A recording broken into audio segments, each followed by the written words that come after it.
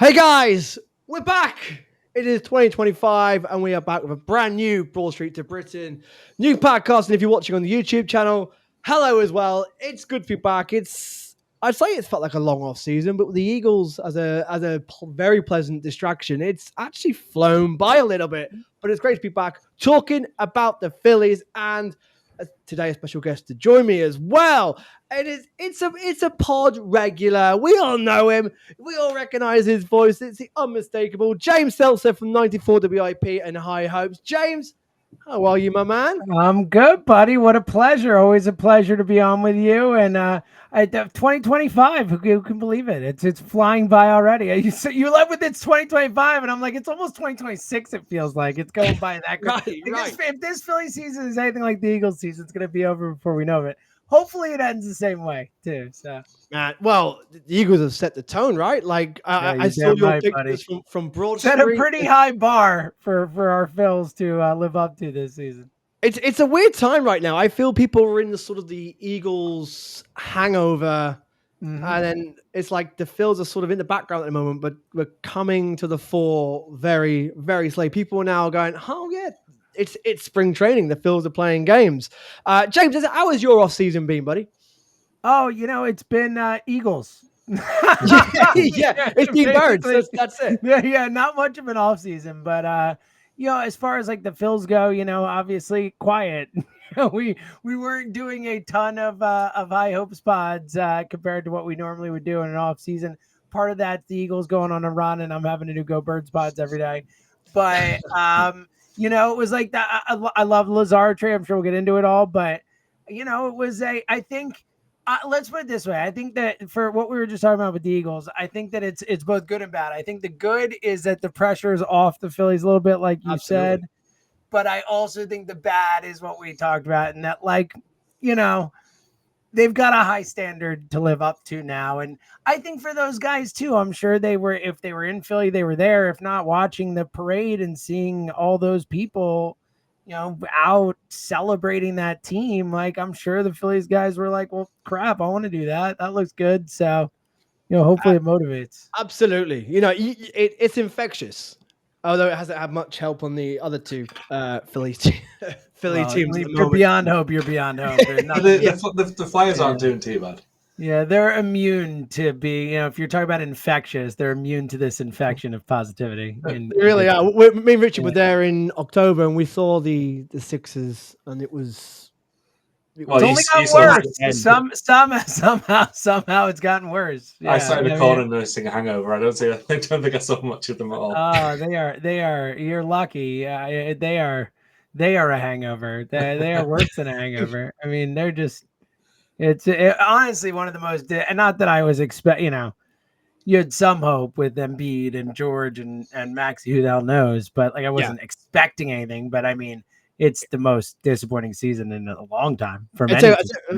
Thank God for the Eagles, because with the way the Phils limped out the playoffs last year, the Eagles going flat lifted the city up, man. They really did.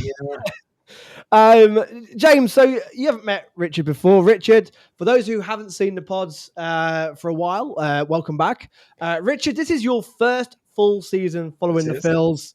Of course, nice. Look at that. I love it. So we've got him. We've got a new fan who ironically started following after London series and missed it. Yeah. So I'd like to say it's a breed of the London series, but it's not. Richard, for those who don't know quickly, what's your backstory, buddy? Backstory, been an Eagles fan for ages. Nice. Well done. Go Birds. Yeah, go Birds. Visited Philly last May. Having been to the States before, I went to a White Sox game and was like, this isn't for me. That was don't take that as a... And then didn't even go to a Phillies game, just sat in a bar, watching it on TV and kind of every so often glancing up, and then okay, maybe, and then just all in. And I kept telling myself I don't care about spring training, but if I keep glancing to the side, it's because I've got it on and we've got bases loaded. So I'm telling myself it doesn't matter. It doesn't matter now. Don't go all Jack Fritz on us here and pretend like it matters. Since then I've been all in. So that's great, man. Yeah, I was going to initially, before you said he was an Eagles fan, that's natural. I think if you're a big Eagles fan, of course, you should be we're all 4 for 4 in this city. That's what we do. We love this our teams. I was going to be like, so let me get this straight. You could have chosen any team and you didn't choose the Dodgers. That is it. Doc. But no, the Eagles don't make sense, and we're happy to have you aboard. Absolutely, and that's the point of my account. That's what we're trying to do here, is get more and more Phillies fans on board. Of course, the Eagles' success, of course, breeds it, because the Eagles have got a massive fan base here, as you may have seen the clips from Pasio on the Super Bowl, which was, Richard, you were there. Well, we watched it together. Yeah, that was awesome. I saw the video, the dreams and nightmares, all that stuff. It was cool. It was wild. We started early. We started at what, 2 o'clock, and the game started at 1 a.m. Well, no, 12 a.m. It was late night football. Love it. It was late night, and there was late night. So we started about 9-10 hours before actual kickoff. Strong. We watched the rugby first. yeah. That was Oh, we did. Yeah, that's right. Yeah, so we started about 3 p.m. Wow. Went to the hotel. Passyunk put on an incredible tailgate, and of course, James, you've been to Passyunk. Of course, I have. Yeah, it was a super cool place. Yeah, first two time of the best to chat to you since. I know. So I saw you on, I think, the Friday, and I was quite out of it at that point. Not even drunk. That had been a long day. And you had been hanging out with like every Phillies person ever. Yeah, it was like Rob Thompson and Bohm and this that. I think you had a lot to process. It was like, holy crap! I can't believe everything that has happened to me in the last 48 hours or whatever it was. Yeah, I was in a daze. At the time, the games hadn't even started yet, and I already had one of the best weeks of my life. And then the Monday, I saw you because you were doing the show from the. We did the show from the other one of the pads. And I had no voice at that point. I was a broken man. I was a very, very broken man. I remember just sitting there watching you guys do your thing, like trying to stay awake. I'm thinking I've got a train to catch back home. Then I was sad that everybody was leaving and the bubble was going and it was back to normal life. So we didn't really have a good chance to properly sit down and discuss it. But how did you find London in general, buddy? I thought it was amazing. It was one of the best experiences I've had with sports. It was definitely one of the coolest things I've done for the job. Like the show at Passyunk was obviously amazing, but really one of the coolest things. But just the whole thing, I thought the games felt fun. It felt cool to see baseball in a soccer stadium or whatever, an Olympic stadium or whatever it was, like in a different, not a baseball stadium, and I thought it was a great production. I loved all like the English taxis in the outfield with the lights in the open. I saw it again. Yeah. I just thought they did a really good job putting on a show, and I thought I couldn't believe how, and the whole thing, like the Trafalgar Square stuff, like everything throughout the time I was there was top notch. And it was really at the game. The most wild part was to see how many different jerseys. I felt like I saw every single team represented, and I get it. It makes sense because like there's a baseball game there. Oh, I'm a fan of this team, but there's baseball. I'm going to go to baseball and all that. But still, it was wild because I'm used to going to a game, whether if it's in Philadelphia, sure, or somewhere else where it's either Phillies jerseys and the team they're playing. And that's it. Like maybe every once in a while, like a random like Diamondbacks jersey will show up and you're like, who the hell are you? Like, but it was all kinds of, so I thought it was a really cool thing to see that kind of fandom, just baseball fandom kind of converge together at a game in Europe. It was awesome. It was, and the atmosphere I thought was fantastic as well, especially on the Saturday when the Phillies won. There was a less good in the second game. Yeah, and the way that game ended was in true Phillies fashion with the Castellanos. Well, yeah, it turned out it was a predictor of how the season was going to end in the match. Sadly, and to think about it, it's amazing because the Mets came into that series absolutely at the lowest point, and then left. Yeah, I know, and then it was like. It's like we ships crossing in the night or whatever they say, right? Yeah. Essentially, we should have known that it was like a harbinger for bad things when it was like easily Taiwan Walker's best game as a Philly. Like he was amazing. David Dahl hit a home run. And it's like, all right. What's going on here? This isn't the way it's supposed to go. Yeah, and they couldn't even win that game, So yeah. It was peak. That was the Phillies experience in one weekend. You couldn't get any more Phillies than that. Mm-hmm. Back to this season. We're gonna slightly gloss over spring training because I nothing to say about spring. If you want to talk spring training, get Fritz on here, and he'll friggin' spend 30 minutes talking to every prospect. So ring cones and everyone going whoa, crazy. hang on, now, hang on, because he's the one exception for a good. He's got some pop. Yeah. I said it because I'm I get it, but like I'm proven right every single year, and their statistics show it. Like I think there's value in spring training for guys like Rincones to see like how they handle major league pitching and spots and all. But also remember, like a lot of times, if it's their third at bat, they're probably to quote Major League, wow, he crushed that one off a guy will be bagging groceries in a month. Like a lot of these guys aren't major league players. It's other guys making it, whatever. But there is stuff with some young guys you can see and just how they handle it. And I think more than anything, it's like position battles. It's like, oh, who's going to be the second baseman? Oh, you can kind of get a read on that type of stuff. But in terms of like statistics or wins and losses, like it just doesn't translate. Like stuff like, oh, he's got a new pitch. Oh, that's interesting. But stuff like that, I think you can look to spring training for nuggets that you can pull out that could theoretically prove to be valuable or mean something over the course of the season. But I don't think you can look at the stats and be like, wow, Trey's hitting 390 this spring. He's going to be awesome. Like, no. Breakout year for Rojas. He hit a home run today. Nothing to do with the other, so that's kind of my spring training in a nutshell. And wins and losses, I don't care about at all. Zero. Oh, yeah. I don't care if they go 0-30, other than we'd have to talk about it because it'd be a story, and I'd be like, this is annoying. It doesn't. And the whole social media is freaking out, and or ties, as we just worst spring training in recorded history. It's like, all right, who cares? Yeah. These lot of duds, keep them in Clearwater. Yeah. The one reason why we have a particular interest on Gabriel Rincones is because, and not many people know this, so when he was first drafted, he came on the show because he is Team GB eligible and has played. Well, so he's legit. I'm kind of excited about him. He's got some pop, man. So he could be the first British player to play for the Phillies, which is very exciting for us. Wow, look at this. Of all the guys I could have said, how about that? We didn't pay him, guys. This is perfect. So is he like of British descent, or does he have like a British accent? British. He has when you get talking to him, when he first came on the pod, he still has a strong Scottish accent. Get at it, let's go! It's hidden away. So yes. His story's amazing. I'm really rooting for him. This is great. He's got family in Scotland. He's lived in Scotland. He's played for Scotland. He's played in the Scottish leagues when he was a kid. And he's played for Team GB prior to the World Full Classic last time. World Baseball Classic last time. He is eligible to play because Great Britain have already qualified for next year's tournament in Houston. So he will be eligible, and he wants to play. And he's coming on the show in a couple of weeks as well. Plug. Oh, yeah.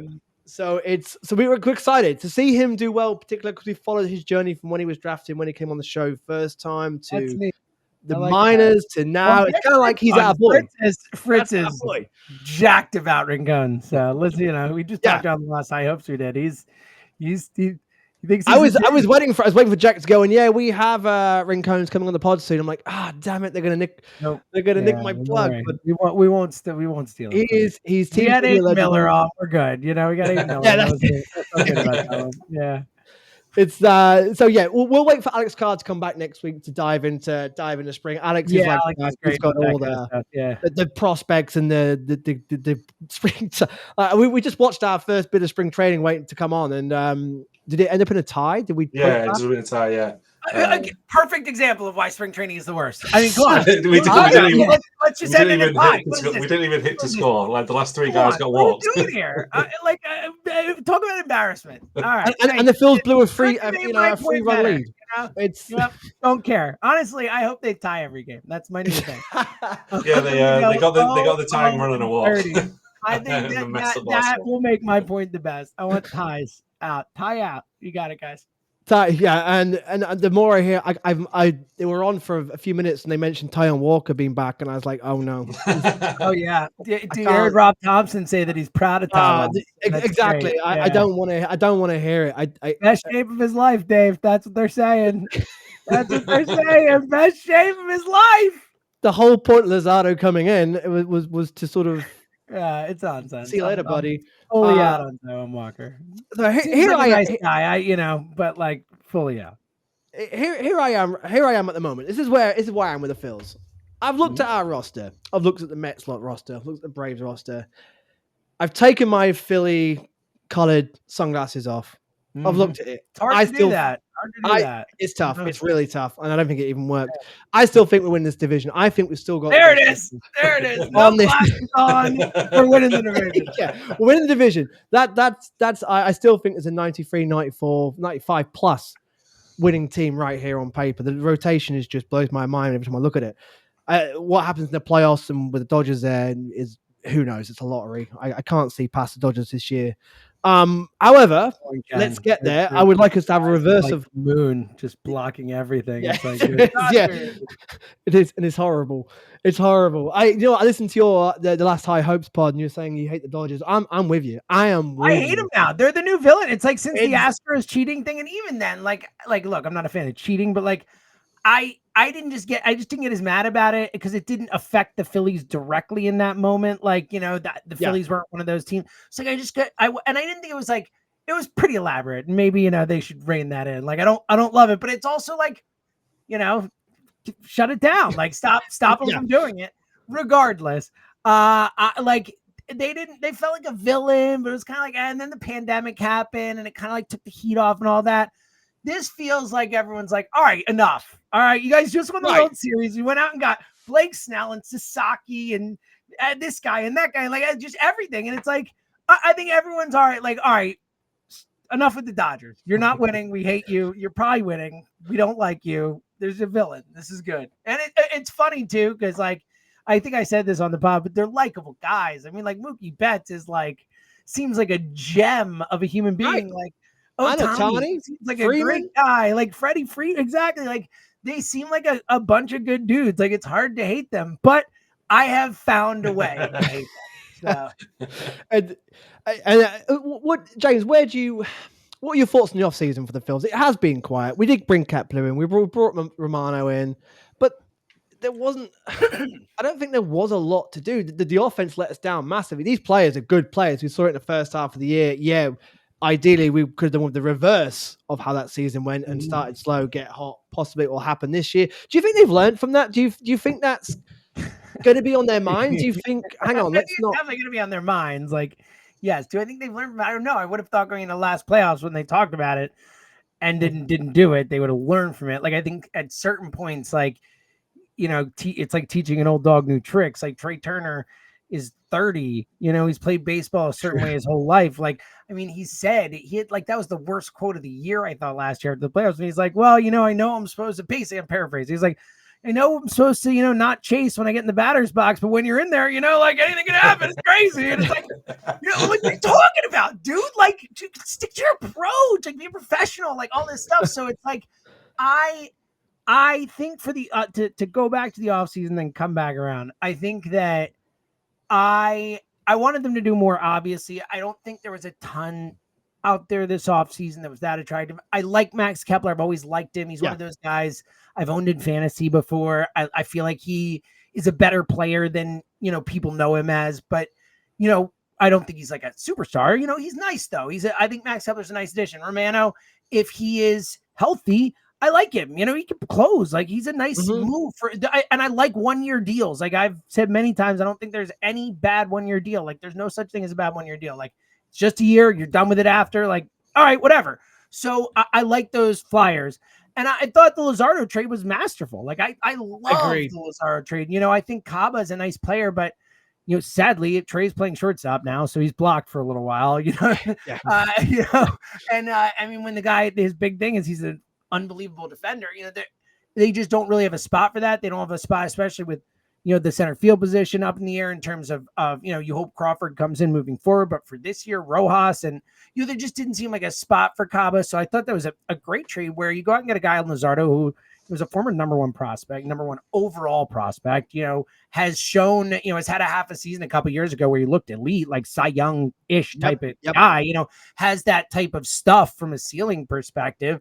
And you bring him into this development group with Caleb in the group and Kaplan, or I guess Kaplan up, the whole thing. Like they've done such a great job over the last few years of taking these guys and getting the best out of them, whether it's, like a story like Chris Sanchez or just keeping Wheelers where he's at, or, what we've seen out of Ranger and the stuff they've done with the bullpen guys. I mean, Jeff Hoffman and Strom and all this stuff, like they've done a great job taking guys in and developing them and turning them into something. So I think with the talent Luzardo has, I mean, I think it's a phenomenal move. And I think if you're going to be the Phillies and you're going to do a patchwork off season like they did and not really do a lot and not spend money, you may as well try and make one part of your team the best in baseball, and I think with that move with Luzardo, I think you could argue the Mariners rotation might be better. Like, I don't know. They're one of the 2 or 3 best rotations in baseball. The Dodgers rotation probably is better, but like they're right there. They're up there. And I particularly think, to your point, for the division and winning it. And again, I don't know that I definitely want them to win the division. It's fine, but I want them to be the hot team at the end of the season who's got like 2022 style, who's going to the playoffs, playing good baseball, and kind of just gets on a run. And in 2022, they weren't even playing great going in. They just got hot in the playoffs. But I do think that they're built for the regular season well with this much depth at starting pitching. And then we haven't even talked about Painter coming up. I mean, well, oh my God. Where does he go? Where does he go in the rotation? How do they manage innings, all that? So I think that when they clearly came in and said, we're not going to go crazy this offseason, it's as Jack's been calling it, a pause year. Like, you hope they're going to go back in next year. But if they don't want to trade their prospects, if they want to hang on to Miller and Crawford and they believe in these guys, they want to give that up for Crochet or something like that. Like, make a move like they did for Luzardo, take a shot on a guy who's got 2 years left and has a ton of upside, and maybe have the best rotation in baseball, make the playoffs, and hope your guys go out and hope is what I say to your initial question about the hitters, like, and hope they can go out and be hot for a playoffs. Like, I don't think they're going to completely and totally change their approach. I think we just have to hope that they're locked in and they're seeing the baseball, and yeah, they might swing, but they're swinging at better pitches, or they're able to not chase enough where they get good pitches, whatever. But I don't think you can completely change the way that the guys hit, no matter what you do at this age. I think they could try, and maybe there'll be some incremental changes, but I think ultimately you have to hope they're hot and locked in the playoffs. Yeah, that's they got to be like a great strategy, but I feel like that's the strategy. I was just glancing at the run-in the Phils have and say, is there a chance for them to get hot? Well, they've got the Mets, they've got the Dodgers, they've got the Twins, they've got the D-backs all in the final couple of weeks. So they go. Oh, right. So I will say we've said not the Dodgers, but they have too many guys and too much depth. But I will say baseball's weird where, like, you can expect a team to be a 95-win team and they could be a 65-win team. Like, that does happen in baseball, true. where teams fall apart and then they trade guys at the deadline. And then by the end of the season, they're a disaster. I mean, the Mets, what was it, 2 years ago, were kind of like that. After the 113 wins or whatever, they spent all that money. They ended up trading all those guys at the deadline, helped set them up for next year. And then they kind of went with the lower money team. They still had a bunch on the books, and then, they go do soda now. But so I think you see it all the time. Like, with the Mets go from like 101 to like 70 something. I don't know what they got.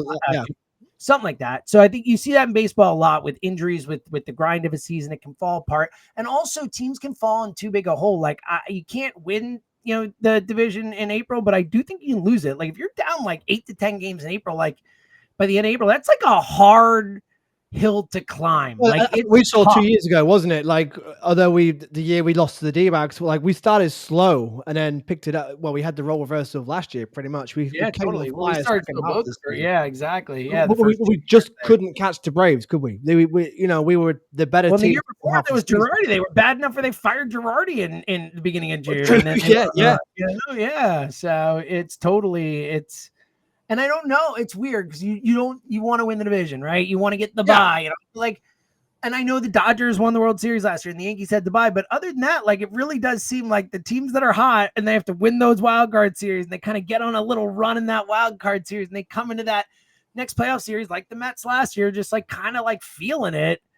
It's just, I feel like it's a tougher spot, and so we'll see. I don't know that I necessarily want them to win the division, but I also think obviously you can win both ways. That's true. It's tough. I want them to be playing their best baseball in September and October, which is obvious, but that's like what I'm focused on. And Richard, for you, coming into your first full season, opening day is exactly a month away. Yeah. Where are your feelings at? Are you excited for the opening day? Already got that buzz? Yeah, can't wait. Already can't wait spring training. I feel like, obviously the Eagles winning was amazing. And then, like, yeah, I watched the first spring training or the second spring training game because the first wasn't on TV. I was like, yeah, this isn't scratching the itch. So, like, opening day can't come fast enough. Yeah, I'm excited for it. I think I'm similar with you. Obviously, I like less experience with it, but I'm pretty confident we'll do well this year. Obviously, the off season wasn't as big as what some people thought it might be, but they were a good team last year. At the start of the year, they were a good team. There's no reason they can't be a good team again. Yeah, I'm excited. I think we'll do well. It just seems to be a mental thing with these guys. Like you said, Turner admitted it himself. Once he's up there, he finds himself swinging at all this. You know, the way that Mets series ended, just and the D-back series, in fact. Well, it's the back-to-back years of it. I think that it's like the 2 series in a row of just this seemingly fatal flaw being a fatal flaw that makes it. But again, like, it is, 2022 and a slightly different team because Reese was here, but it's not like that different, and Trey wasn't. No. But I mean, in 2022, they came within 2 games winning the World Series. I mean, they were, and then granted it was the bats that went cold at the end that hurt them, but they have enough talent to go on a run. They have enough talent to absolutely. Absolutely. The question is, are the guys good? Like, I have no doubt in the pitching. Like, I really do. And look, I think we probably don't talk enough about Nolan not being great in Game 3 in New York. That hurt them too. It wasn't just the bullpen was an absolute train wreck in that series. Somehow, I mean, Hoffman, Strahm, these guys were amazing all year. Like, we kind of, and rightfully so, because it was the thing that carried over from last year and feels less fluky. But we don't, we do just say like, well, the bats went cold, and they did. But like, there were other flaws in that playoff series. If the pitching's lights out, maybe they do win this. Who knows? Like, you need the bats hit at a certain point. But I do think that kind of all fell apart. And look, we should have seen it coming. I mean, the from London from London on, the Mets were a far better baseball team than the Phillies. Like, they were far better, and they were way hotter going into the playoffs. Like, they were the better team for a while prior to that series. We just didn't want to see it because we saw the overall record, and we had the start that got us kind of like Yeah, we had the no hitters and all the memories of the first half of the season, and it seemed like the bats as well went cold the same time as the pitching. Like every Taiwan Walker game, you just knew the bats weren't going to do anything. Like, it was like they were like, well, it was like a loss. Pitching's no good today, so why should we try? It was never like, oh, well, at least the bats are doing well. It was they were either both kind of doing well or not at all. It felt like the guys knew that they were going to have to make up a deficit the moment Walker stepped onto the plate. And it just seemed to be a psychological thing the whole time. The whole second. Even if, like, say, like, not Wheeler, because Wheeler never starts bad, but if someone else started bad, it would just seem to be, oh, okay, I guess we're not doing well in this one either. Although I got to say, every time Sanchez went to the mound, they always seem to have his back, even when we fell behind. Yeah. And Sanchez is one player I'm very, very excited about. Fired up. That's the Jack and I, we meet there with Jack freaking out about swing training. When a guy's throwing 97, 98, he comes in all jacked and stuff. Like, yeah, I'm feeling Chris Sanchez. I'm hoping to get Jack on just before the season starts. I want peak Jack for the hottest takes. I know he's going to have the hottest He'll takes. Bring it. Oh yeah, I mean he will. He will bring it. Well, Topper's experiments as such, Schwarber at first, Souza with his super utility guy, Turner possibly at the top of the lineup. What are your takes on this, James? Souza I kind of get. Schwarber at first, I don't think I'm a big fan of. Would Harper go back to right? I know you discussed it on the high hopes. Turner lineup, what sort of top of lineup would you like to see? Yeah, so I agree with you on the Schwarber first thing. I just don't see it. I mean, the guy hurt himself playing 3 games in left field last year. He's said himself that he sucks at first base and he didn't want to play it. So, like, I don't know. Not like super enthused about that. I know they haven't done it yet, but the JT to left field thing was a weird comment. Sosa's a super utility guy. Yeah, of course. They should have done that last year. I said it when they were having issues in the outfield. Like, throw a glove on him. Like, how bad could he be? The dude's a phenomenal fielder. He has great baseball instincts. He's an athlete. Like, I love Sosa all over the place. I think that's where he brings his most valuable, like, fully in on that. The lineup thing, like, I I don't know. You know what I mean? Like I think Schwarber's a good leadoff hitter. I have no problem with him being a leadoff hitter. I never had a problem with it. They score a bunch of runs with him. They score like a lot of runs in the first inning with him. He likes being there. He's just, gets on base a ton. Like I don't have an issue with it. It seems like, they're itching to do something. And look, with what we've talked about with the issues with this offense and big spots and just period, like if they want to change it up, I'm fine with that. Like I don't really, they haven't won the World Series with this. Like, difference. it's fine. I mean, you brought Turner in to be a leadoff hitter. They gave him a month that it never really kind of right, and then it was over. So like I don't hate it. I think if they're gonna do it, like Bryce needs to bat second. Like I don't care about you batting third. Like it should be Turner 1, Bryce 2, Bohm or Castellanos 3, and Schwarber 4, and let's roll. Like that's what it should be. Like done. Like I think the discussion's done in my opinion. But they'll cater to Bryce what he wants. But I don't know. I'm fine with it. If they want to mix it up, whatever. I think Schwarber's good in the leadoff spot. I like him in the leadoff spot. I didn't need to move him, but I'm also not gonna complain if they want to try and do things differently with an offense that has really gone stagnant at big times the last 2 years and overall has not. I know they were fifth in runs and they get they do have good hitters and stuff, but like has not felt like really over the last year and a half or so like the offense that we felt like it was in 2022 when they would get rolling and all that in the playoffs. Like it just hasn't felt as complete at any point. A couple of questions from social media. Touched on it ever so slightly. From we got here. John Wick says, "Can we expect Miller or Crawford to make an appearance this year?" I think it's likely. I think Dombrowski said himself they're ready to come. I don't think I wouldn't bet on Miller this year. I think it's certainly possible if he goes down in rakes, but I think we might see Justin Crawford this year. I think especially because there's a much bigger need at center field this year than there is at short or third. If there's an injury, I think maybe more likely we see Miller, but I don't think they're going to rush Miller too much. He's super young. I mean, Crawford's young too.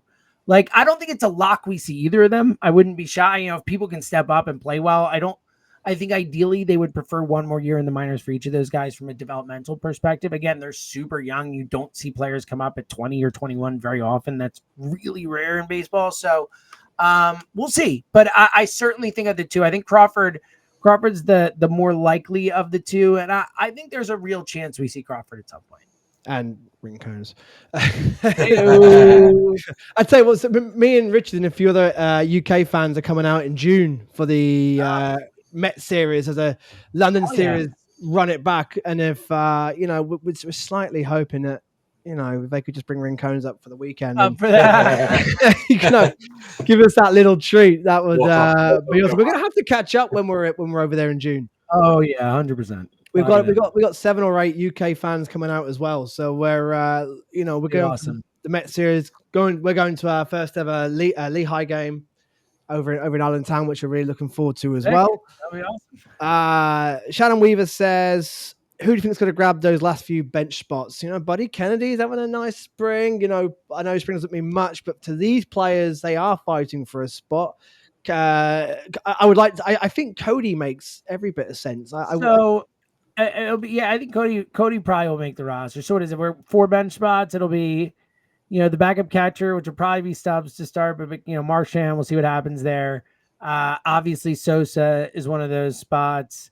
The Marsh Rojas not starter is one of those spots. We're down to 1 spot, right? Is it 4 or they keep 5? Yeah, and either Cal, Buddy, with the 26 guys, so it's like 13 or 14 pitchers, usually 12 hitters. So it'd be either 3, it'd be 4 or 5. So if they did keep 2 more, I think they probably only keep 1 more. It'd probably be Clemens. If it's another one, I'm not sure to be. I mean, Buddy Kennedy's got a shot to make the roster. Honestly, I think it's most likely that who it is isn't on the roster yet. If I had to bet, like, there's still a bunch of free agents out there, and I think they're just kind of waiting for one of these guys to sign a 1-year, $3 million, $4 million, $2.5 million, whatever type deal it is. My guess is the last bench spot will be filled by someone who's not on the roster yet. Oh, interesting. Yeah. Like that. That's a wrap, James. That's pretty. That is it. We are done. Like I said, we'll gloss over the spring training stuff. Bring Fritz on, dude. If you want a spring training, bonanza. He told me he's watched every game 2 times. I'm like, what the hell? I'm planning. That is like psychopath stuff. I love you, man. That is like sickness. I wanna get towards the end of spring training. I want to get Alex Carr and Jack Fritz and just let Please him nerd off. wind him up and let him go. You know, I love it. Yeah, And- I mean, I don't even watch regular season games twice. Like, what is wrong with you? Like, anyway. Yeah. I know. I tried to get on his after post game shows on the phone-ins, but I can never get through. It's Really the same lines are regularly. packed for Fritz. Nah, that can't. No, I know. Come on, Jack. I know you won't be listening. I but- mean, we text in the morning. Dave's one of the few people awake when I'm awake at 3:30 or 4 in the morning. It's a thrill to actually have someone respond to me when I text them. So that's pretty cool. Well, yeah, I keep because you're up dead early in the morning for the. I'm up early, buddy. So you're like, oh, it's like 9 o'clock in the morning. This is great. Let's text. Let's talk Phils. Yeah, it's good. James, absolute pleasure. Thank you so much for your time and coming on, buddy. It's been fun. It's nice to talk Phillies again. It feels like It is. We're back. We're nearly Back. there. Yeah. And look, we can still don't tell Jack this because he has fully moved on, but we can still celebrate the Eagles and still love the Phils and watch Phils. You can do both things at once. It's a beautiful thing. I still am super happy about the Eagles. It's awesome. I think about it every day. Every time I hear someone say like something like New Orleans will come up in a news story, I'm like, oh, New Orleans. Oh, that's where the Eagles won the Super Bowl. Super Bowl champs. Like I'll go to get like a bowl. So he's like, have a bowl of cereal. I'm like, bowl, Super Bowl. Eagles won the Super Bowl. Like, it's okay. It's okay. It's a beautiful thing. We love all our teams. And absolutely it should be. It's making people happy. It lifted people up. It really does. Yeah, the city has an air of joy to it that is not common. So yeah, It is. awesome. Where I live in Southampton, I was walking through town, saw someone with an Eagles cap on. I was like, "Go Birds!" He gave me a smile. it. Go Birds! It's Great. contagious. That is contagious. I love that. And let's hope the Phils can freaking take us there, right? Because it can be the same thing. There'll be just as many people out on Broad, and celebrating them if they can win it. I was watching the parade, and I was like, it's not a want. I need to be on Broad Street seeing Bryce. Imagine those guys crushing beers down, like chugging things. People on. They will bring it. It'll be Schwarber shotgunning. Yeah. Yes. Harper will be shirtless, like freaking like chugging beers. Yeah, downing milk and whatever. Oh yeah, milk because he doesn't drink. But the other guy, he'll be chugging raw milk, and we'll all be puking. Being like, "What are you doing? It's disgusting." Everyone else, Charm doing the crazy stuff, and I've pictured it all. I've envisioned a lot. Everybody, we need it. We need it. Richard, we'll see you next week, buddy. We'll have Alex back on the show. We've got lots of guests coming up throughout the pre-season. Gabriel Rincones will be on in a couple of weeks. Looking to get T-Mac on. Jack Fritz, we need his hot takes. Nearest to the season, the better. I need him fully pumped up, revved up. Lathered up and ready to. Because I just want to sit here and introduce the show and let him and Alex just go. Oh, you will. just tell him to run off a list. Like he'll go so deep. He'll mention people you never heard of. I'll be like, is that guy made up? He's like, no, he's gonna be a star someday. We could actually play a game of that, couldn't we? Real or fake? Real. You could definitely get me. I mean, like at first time I heard the name Otto Kemp, I was like, oh no, he's good. Okay, we're good. Yeah. And now he's the next best third baseman to come through the Phil's organization. According to Jack Fritz, he's Mike Schmidt. So we're set. Yeah. James, it's been a blast, buddy. Guys, thank you for watching. Thank you for listening. We'll be back next week with a bit of a more comprehensive spring training roundup. That was been fun, guys. Thank you very much. We'll see you soon. From me, Dave Shaw, it is Ring the Bell. From Richard. Ring the bell. And from James. Ring the bell. Yeah. Goodbye, folks. Awesome. Cheers, James.